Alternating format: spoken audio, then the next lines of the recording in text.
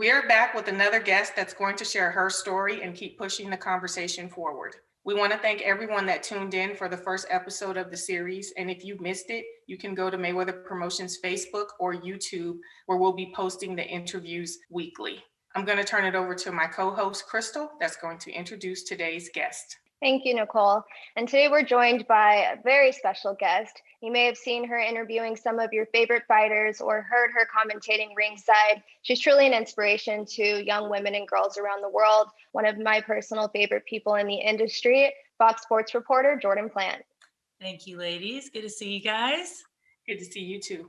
The three of us aren't professional athletes, but we all played sports in our younger years. Crystal played softball, and Jordan and myself ran track. How did you ladies get introduced to sports?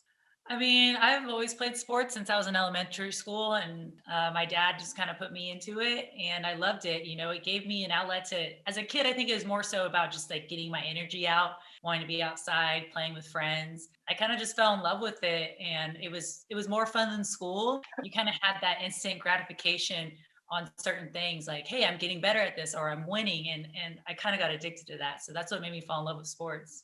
I'd have to agree with you, Jordan. My stepdad was the one who introduced me to softball. I actually played soccer for a little bit, but I don't like to run. So that was a quick no for me.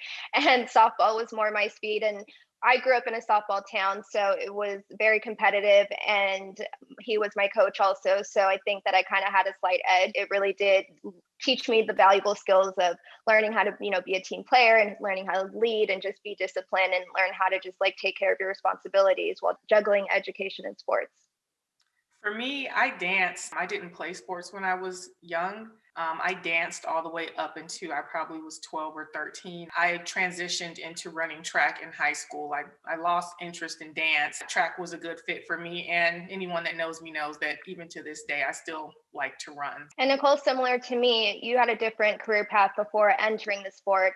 How was the transition from public accounting to boxing? Are there any experiences that you recall that kind of stuck with you to this day? I think overall working in public accounting prepared me to be a professional because it was a very fast-paced environment. We had to deal with different people, different personalities. There was a lot that you had to learn in a short period of time. Overall, I met some great people. I traveled with them. I am still in contact with some of them today. I think for me, working in fashion, I mean, like many people, you do many jobs to get through college. I worked in retail, but ultimately they all were within fashion. So from my first internship at a PR company to my first job out of college, which was with Fingerprint PR, all of those experiences helped shape me from doing the coffee runs to doing the lunch runs. Everything that you see in Devil's Wear Prada is true.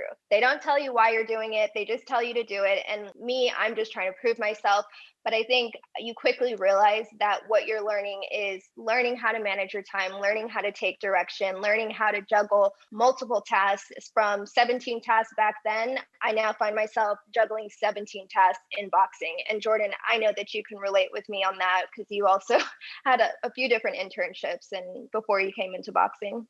Yeah, I mean, when you said like getting the coffee runs and all that, like I've been there before, and I think it is super important for any career field you're in to, I don't want to say start at the bottom, but I guess start at the bottom and literally work your way up and see all the different levels of things. Because then also I think you get a greater respect as you move up as well, because people know like, man, I saw her before getting coffee and now she's here, running this. And it's like people respect that more. And then also if you're having to direct or lead like a team, I always joke, well, I know someone can't come and tell me that was super hard because I've done that job before and I know what it takes to do it. I've been in their shoes, so I don't want to hear no nonsense or complaining. I've done it too. So you gotta put your time in, and nowadays a lot of people they see where these people are at. Oh, she's on TV. Oh, she's the vice president of this. Oh, this and that. And they don't think about like all the stuff you had to go through and the time you had to put in to get there. No, I can agree to that because I've done a lot of jobs that other people are doing now. And for me, just personally, I feel more comfortable being able to direct people to do stuff and and having an understanding because I actually did it.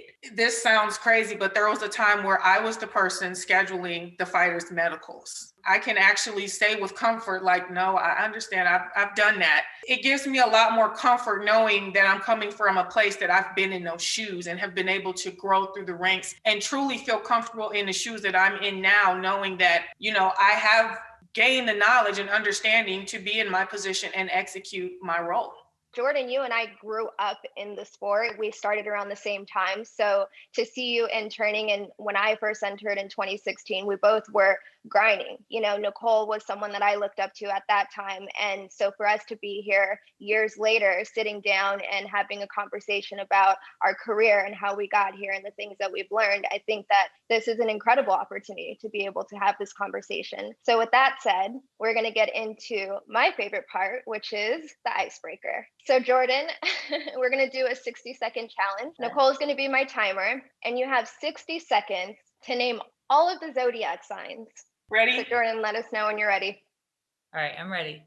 Go. All right, Aquarius, Pisces, Aries, Gemini, Cancer, Leo, Virgo, Libra, oh my gosh, Scorpio, Sagittarius, and Capricorn. She's right. Oh my God. Okay. Name as many NFL teams as you can. Raiders, San Francisco 49ers, New England Patriots, Miami Dolphins, Tampa Bay Buccaneers, Dallas Cowboys, Kansas City Chiefs, Seattle Seahawks, Houston Texans, Rams. They're in LA now, right? Yeah, LA Rams. Green Bay Packers, New York Jets. Time. Okay, so let's get into it. So like you mentioned, Jordan, you are from the Bay. You were born in Rosewood, California. Tell us a little bit about growing up there and when you officially made your transition to the boxing capital. Yeah, so I'm from Roseville, California. It's like not the Bay Area. It's like an hour and a half from the Bay Area, but it's a super small town, and I didn't realize it was a small town until I left and came back. Growing up there was pretty, I would say, kind of humbling, just because I feel like if you stay there, like you really can't do much more than just like work at like the mall or a high school or something. I don't know. So, but it did teach me like to be very close with my family, and there's not much to do besides hang out with your family and friends and go to school and work out. So it did keep me away from a lot of distractions, because consider like living in Vegas, there's so many things to do. So I just felt like it kept me grounded and very focused.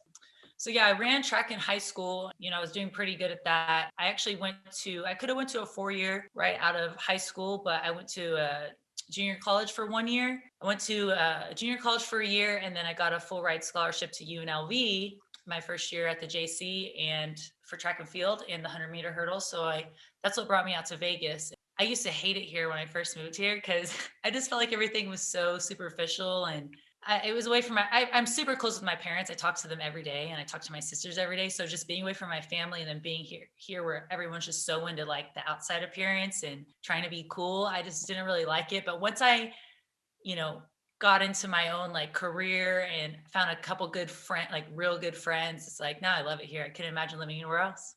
That's awesome. I feel the same like you. Moving to Vegas from LA, it was a huge transition, and it has a bad rap, but if you really do find your foundation, your core people, Vegas can be a great place to live and to raise a family. So how did those hardships and successes, I'm sure you've experienced the highs of the highs and the lows of the lows in training and really pushing yourself to the limit. How did those experiences shape your mindset, your discipline, and your mentality? I honestly think that being like an athlete, whether it's no matter what level, but especially at like the college level and higher, it really teaches you discipline, and that you have to be committed to something, not for just a week, 2 weeks, a year, that you have to be committed to something for years in order to see any type of true success in it. And that you need to do things right. Like, it's not just running and practice. I need to eat correctly. I need to drink water. I need to get rest. I need to stretch. I need to do my recovery stuff. Like, all these things come into play to make this one thing happen.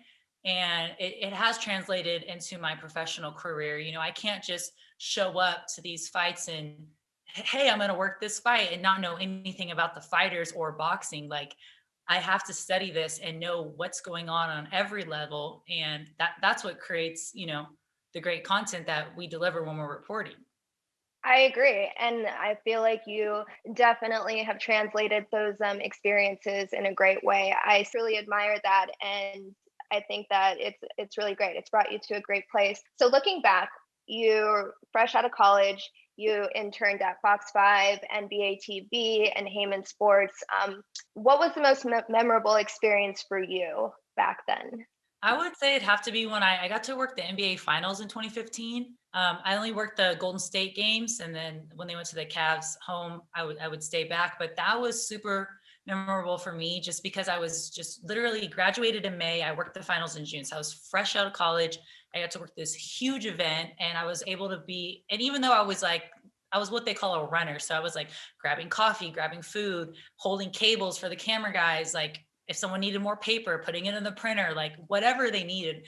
But it was fun, and it kind of gave me my first experience of working at a really big event and having to be like on a crunch time and doing everything right, and having a producer or some executive from NBA, I don't want to say yelling at me, but they're stressed and they're like, "Hey, I need you to get this now," and just like trying to learning how to have that thick skin early. Like it's not personal. Like we're just all trying to get things done and do it right and make this look like a great show. So I'll never forget that experience. It was fun, and being able to be in the locker rooms, and that was all before COVID. So it was super packed. There was tons of people there, and it was nice. I'll never forget it. I feel like that's how life is now. I mean, it's the same thing where it's like, no, don't take anything personal, and everybody's like telling you to do this, go run, do this, go do this, and I'm like Nicole's texting me, and then I'm like on a mic with a headset, and like got to get the fighter, and it's chaotic, but I wouldn't change it for anything in the world. It almost gives you a high, It's kind of and like replace that high from when I played sports, like, waiting for the gun to go off at a track meet or just running. But now it's like there's a different type of pressure. Like when the light turns on the camera, like, okay, I'm live and I cannot mess up right now. And if I do, everyone's going to see it. When I'm in work mode, everyone that knows me knows like I'm not being mean, or it's just that my whole mentality and focus changes and I'm just trying to get the job done. But everyone that works with me knows it and gets it, and I'm very big on maintaining a level of respect, mutual respect for everyone that's on the team. I think that's big and goes a long way, but it does get stressful. But we just all have to, like you said, have thick skin and understand that we just want to get the job done at the highest level.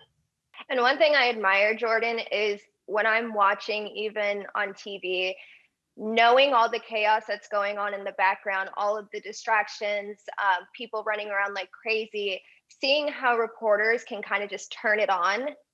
How, like, can you just like tell us what that's like, those moments leading up to going live, and how you're able to block out all of those distractions? Yeah, I mean, there's been times where, they want me to, go interview a fighter in the crowd or here. And this, before COVID, when there's tons of people behind you and they're loud and some people are drunk and they're, hey, can I take a picture with you? Or trying to get the fighter. And it's like, okay, you have to take control, and, you have to not only get your attention ready, but the fighter or whoever you're interviewing, hey, just focus on me. Don't mind them. If anything happens, just keep talking to me.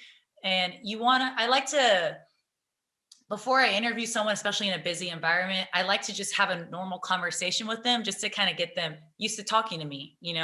That way it comes off a little more natural. And, on top of that, a lot of people might not know we have an earpiece in. So the producer is telling us stuff like, all right, 2 more questions, or wrap it up, or, hey, now let's go to this. We're going to show the monitor, have them look at this. And, so they'll be talking to you while someone's answering your question. So it's like you're listening to 2 people at once, and you're trying to not show it in your face either. I don't know. It is a lot, but the more you do, like just like with anything, it gets easier. So For those of you who don't know, you're married to IBF super middleweight champion Caleb Plant, which exposes you to both sides of the sport. How do you juggle the two? And are there any special self-care tips that you can recommend or share with us? Just, things that you do to try to keep the balance. yeah, I mean, it's a really unique and cool experience. I mean, I don't think I know in boxing and not too many in other sports where like the husband is the athlete and the wife's a reporter in the scene. I think there's like one lady in the NFL. Um, but I love it. And we both have a passion for the sport. So I'm super grateful that like I was able to find someone to marry my best friend that also loves boxing. And, it's just what we do. It doesn't feel like a job. It's something we will always have in common together. He teaches me so much. Like, sometimes I'll write questions for fighters and, I'll be like, is this offensive? Like, if I asked you this as a boxer, like, would you get irritated at me about this? Or does this make sense? The way I'm describing this punch or something. And he'll kind of guide me on that. And it does really, really help me a lot. And then sometimes I'll help him, I'll practice interviewing him and give him tips. And so we really balance each other out and work as a team. There's a misconception about mixing work and business, but sometimes, you know, if you love your job and what you're working in, and you meet someone that also loves that same thing and you guys are in the same field, it's almost natural for you guys to connect. You have friends at work and people that you hang out with outside of work and talk with and have relationships with because you guys have things in common. And that was me and Caleb, but of course it's on a romantic level now, and very serious, on the highest level that it can be, because we're married. But I don't know if that makes sense, but that's just kind of how I look at it. No, I think it makes a lot of sense. People work together, they grow together, they become united. And I always say, obviously for me, my situation is very similar. No one has room to judge anyone as far as what they're doing with their personal life. And also, Crystal and I also have a great relationship. I think that we all have found similarities in our personalities to where building relationships do make sense. And so, what if it starts in the work environment?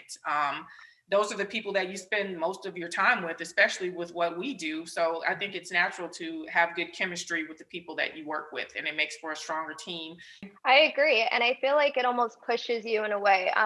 Having that partner for you, Jordan, who, is as serious about his craft as you are about your craft, I think that it almost kind of forces you to be the best version of yourself. And even with you and I, Nicole, we work so hard and tirelessly that it's like we have a greater appreciation for each other, just because we know like what really goes into putting these fights together, putting, these promotions together. And a lot of people see it on the outside and they think like, oh, maybe they don't think it's as, hard as it is, but we're putting in hours, blood, sweat, and tears. So it's like when we're really winning and those events are successful, it's almost like we're celebrating those wins as a family. Like that's pretty much the best way that I can explain it. So in thinking about how someone believed in you, Jordan, and gave you an opportunity, what do you think can be done to make sure the momentum continues for the progression of women in sports and entertainment? I mean, really, I think that's what it's all about, is helping each other. I mean,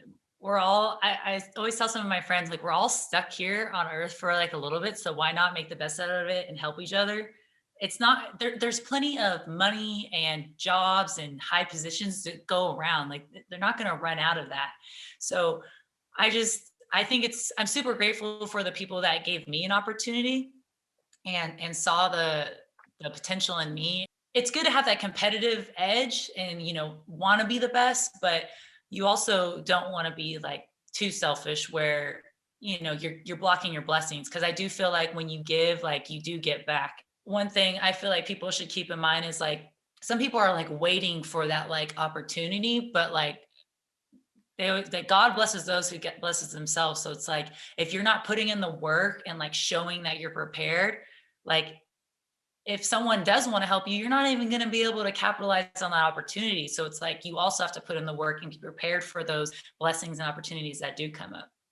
I mean, I couldn't have said it better myself.